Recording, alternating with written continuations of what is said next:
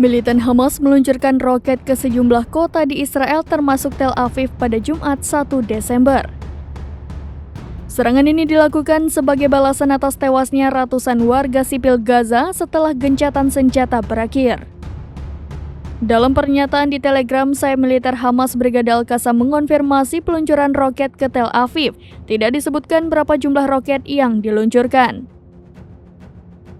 Namun, militer Israel mengatakan roket dari Hamas memicu sirene peringatan udara dibunyikan. Ini merupakan kali pertama Tel Aviv mengalami ketegangan sejak gencatan senjata diberlakukan. Sebelumnya, pesawat tempur Israel kembali menyerang Gaza pada Jumat pagi. Serangan itu menewaskan lebih dari 180 warga sipil dan ratusan lainnya terluka. Israel Hamas awalnya sepakat untuk menghentikan permusuhan dan melakukan pertukaran sandera.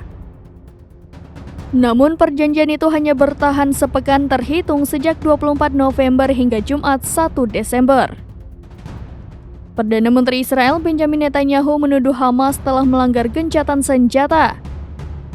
Pelanggaran yang dimaksud yakni meluncurkan roket ke Israel dan sandera perempuan belum seluruhnya dibebaskan.